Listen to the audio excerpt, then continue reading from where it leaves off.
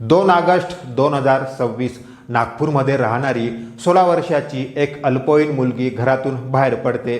तिला वाटतं ती तिच्या इंस्टाग्राम मित्राला भेटायला चालली, पण तिला कल्पनाही नसते की पुढचे 24 तास तिच्या आयुष्यातील सर्वात भयानक ठरणार आहेत। एका इंस्टाग्रामच्या ओळखीने 16 वर्षाच्या मुलीचं आयुष्य उद्ध्वस्त केलं।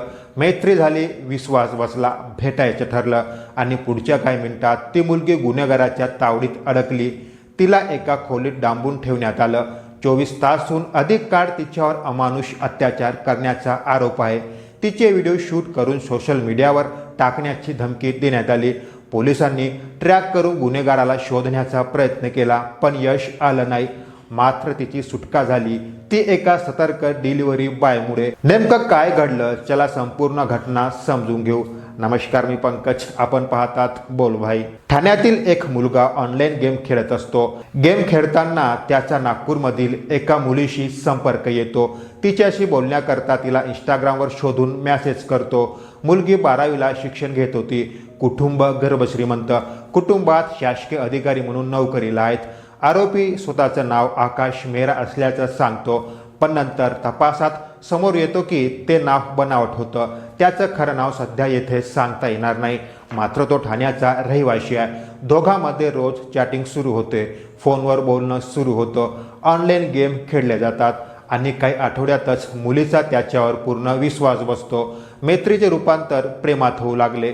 प्रेमात मुलीकडून तिचे काही अश्लील फोटो मागितले। त्या काळात आरोपी वारंवार भेटण्याचा आग्रह करू लागतो। अखेर मुलगी तयार होते।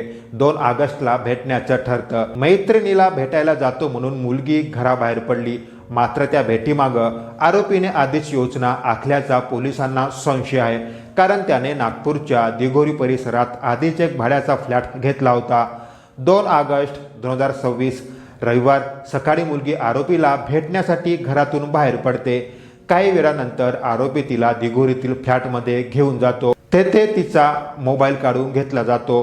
तिला बाहेर जाऊ दिलं जात नाही। तिच्यावर अत्याचार सुरू झाल्याचा आरोप आहे। तिला धमकावून बांधून ठेवतो। संध्याकाळी मुलगी घरी न आल्याने तिच्या घरच्यांनी कॉल केला। मी ठीक असून थोड्या वेळात घरी येत असल्याचे सांगितली।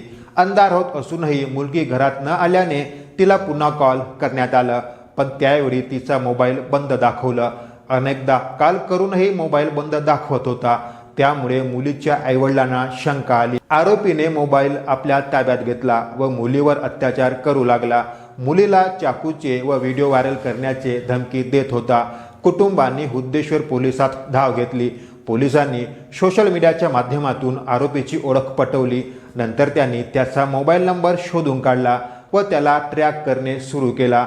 नागपूर पोलिसांनी ठाण्याच्या पोलिसाशी संपर्क साधून मुलाच्या कुटुंबाला शोधण्यास सांगितले। ठाणे पोलिसांनी तात्काळ दखल घेत मुलाच्या कुटुंबाचा शोध घेतला। मुलाच्या आईला मुलाला कॉल करण्यास सांगितले। आईचा फोन येताच मुलाला शंका आली। त्याने फोन उचलत ठीक असल्याचे सांगितले। मुलाला शंका आल्याने त्याने मुलीला घरी कॉल करून ठीक आहे असं सांगण्यास सांगितले। या दरम्यान पोलिसांकडून त्याचा लोकेशन ट्रॅक करण्यात आला। या दोघांचाही दिघोरी लोकेशन ट्रॅक झालं, पण सर्वात मोठं आव्हान होतं ते म्हणजे ते कुठल्या फ्लॅटमध्ये आहेत ते शोधणं। मुलगा तिचे अश्लील व्हिडिओ बनवून व्हायरल करण्याची धमकी देत होता। पोलीस दिघोरी येथे पोहोचले। त्या ठिकाणी त्यांना एक झोमॅटोचा डिलिव्हरी बॉय दिसला। पोलिसांनी त्याची चौकशी केली। इथेच सर्व शोध लागला। डिलिव्हरी बॉयकडे असणारा नंबर आणि पोलिसाकडे असणारा मुलाचा नंबर मॅच झाला। त्या डिलिव्हरी बॉयच्या मदतीने तो फ्लॅट शोधून काढला। दरवाजा खोलून बघितले असता मुलगी बेडवर पडून दिसली। हात पाय केबलने बांधून होते। मुलाच्या हातात चाकू होतं। तोच पोलिसांना धमकी देत होता।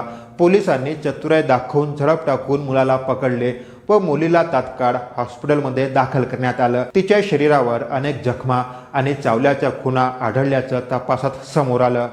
तपासात आणखी धक्कादायक माहिती समोर येते। आरोपीने बनावट इंस्टाग्राम प्रोफाईल वापरून विश्वास संपादन केल्याचा संशय व्यक्त केला जात आहे। डिजिटल पुरावे तपासले जातात। पोलीस संपूर्ण कटाची चौकशी करत आहे। 2 ऑगस्ट 2026ला सुरू झालेली ही घटना 3 ऑगस्टला एका सतर्क नागरिकामुळे संपली आणि 4 ऑगस्टपासून सुरू झाला न्यायाचा लढा।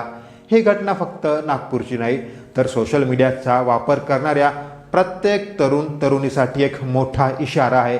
इंस्टाग्रामवरची प्रत्येक मैत्री खरी नसते, म्हणून सावध राहा, सुरक्षित राहा. या घटनेविषयी आपले मत कमेंट्स करून नक्की सांगा. जर आपल्याला हा व्हिडिओ आवडल्यास एक लाईक, शेअर, सबस्क्राईब नक्की करा.